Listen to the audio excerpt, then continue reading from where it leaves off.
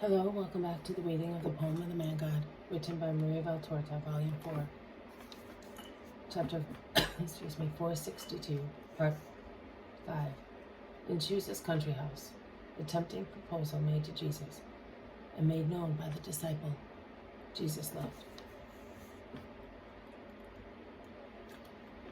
When their weeping subsides, Jesus is the first to see things clearly. He feels and sees John half naked with a damp tunic, frozen and barefooted. How come you are here in this state? Why are you not with the others? Oh, don't scold me, Master. I could not stay. I could not let you go. I took my clothes off, everything except this.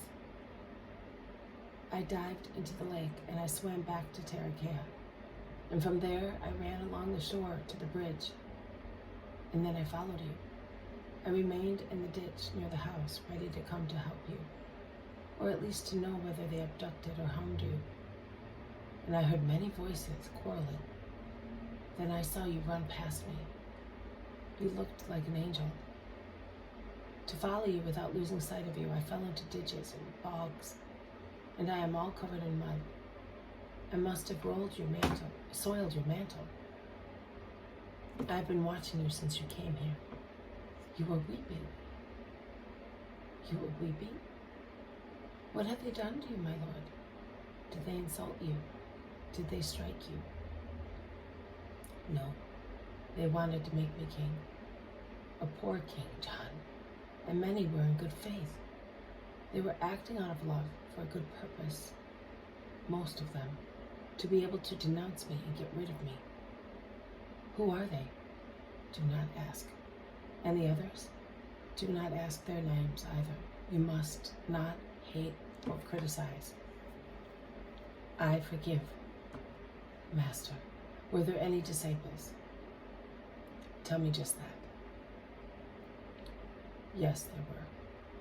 And apostles? No, John. No apostle. Really, Lord? Really, John? Ah, may the Lord be praised for that. But why are you still weeping, Lord? I am with you. I love you on behalf of everybody. And also Peter, Andrew, and the others. When they saw me dive into the lake, they said that I was mad. And Peter was furious. And my brother said that I wanted to get drowned in the whirlpools.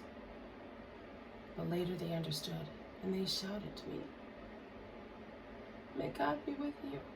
Go, go. We love you." We love you, but no one loves you as much as I do, although I am only a poor boy. Yes, no one like you. You are cold, John. Come here under my mantle. No, at your feet thus, my master. Why does everybody not love you as much as the poor boy who is I? Jesus draws him upon his heart, sitting beside him, because they do not have your heart of a child. They wanted to make you king, but have they not understood yet that your kingdom is not of this earth? They have not understood. Without mentioning any name, tell me all about it, Lord. But will you not tell me what I tell? But will you not tell what I tell you? If you do not want, Lord, I will not mention it. You will make no mention of it, except when men want to present me as a common, popular leader. That will happen one day. You will be there and you shall say, "He was not a king of the earth because he did not want to be one, because his kingdom was not of this world. He was the Son of God, the incarnate Word, and he could not accept what belongs to the earth. He wanted to come into the world and take a body to redeem bodies and souls and the world. But he was not subjected to the pomp of the world or to the incentives of sin, and there was nothing sensual and worldly in him. The light was not enveloped in darkness. The infinite did not accept finite things, but of creatures limited by flesh and sin. he made creatures more like himself by elevating those who believed in him to true royalty and founding his kingdom in the hearts of men before founding it in heaven, where it will be complete and eternal with all those who have been saved. You shall say that, John, to all those who consider me entirely human, me entirely a human being, and to those who maintain that I am entirely spiritual, to those who deny that I was subject to temptation and to grief. You shall tell men that the Redeemer wept, and that they, men, were redeemed also by my tears. Yes, Lord, how much you are suffering, Jesus, how much I redeem, but you console me in my suffering. We shall depart from here at dawn.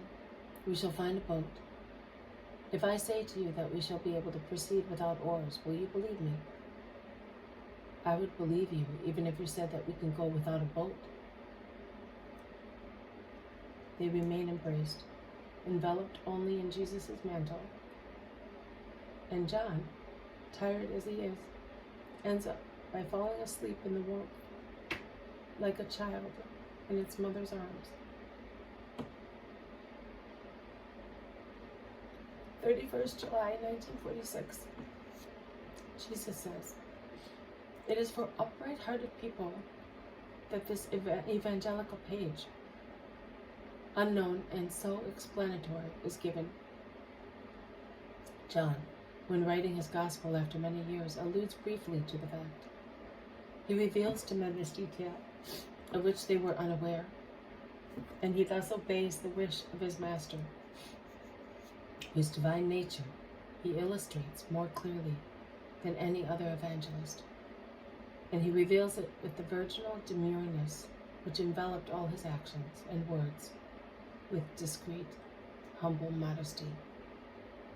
John, to whom I confided the gravest events of my life, never made any pretentious displays of my favors. On the contrary, if you read him properly, you will see that he seems to suffer in revealing them and to say, "I must say this because it is true and it exalts my Lord. But please forgive me if I have to appear as being the only one aware of it." And he concisely mentions the detail known to him alone.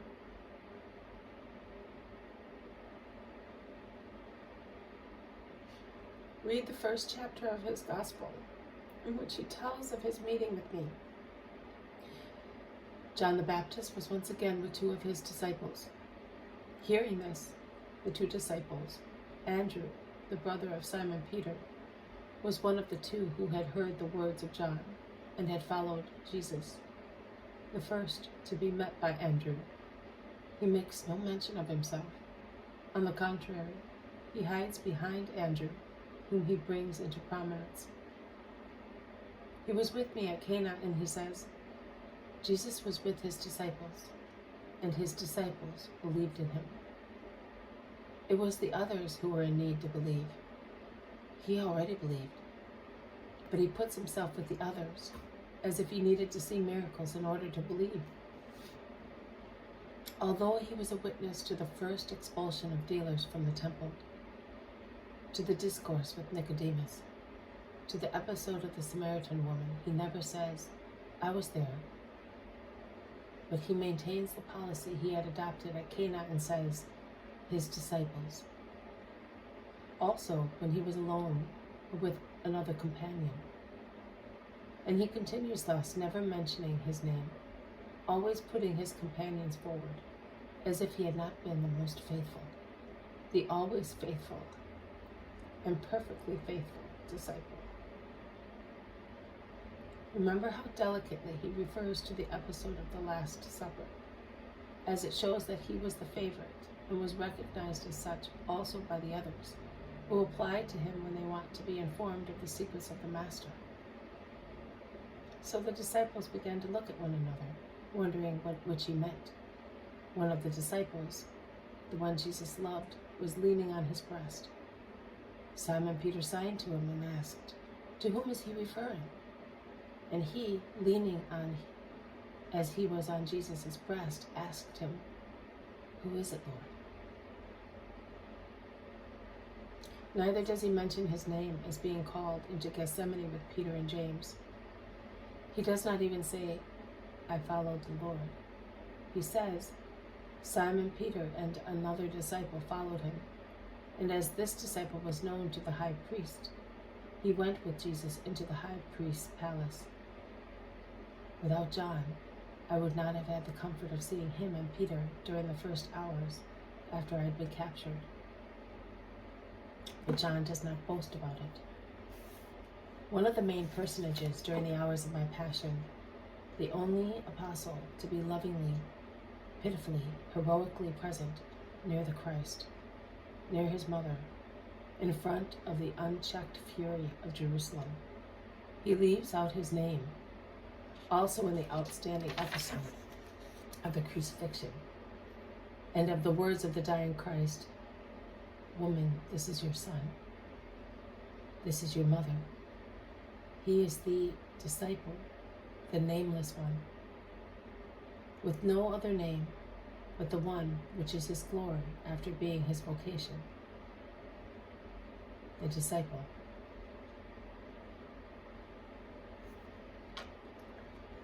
This has been a reading from the Poem of the Man God, written by Maria Valtorta, Volume 4, Chapter 462, Part 5, in Chuza's country house, the tempting proposal made to Jesus, and made known by the disciple Jesus loved. Thank you for listening. I will see you tomorrow. May God bless you, and may peace be with you.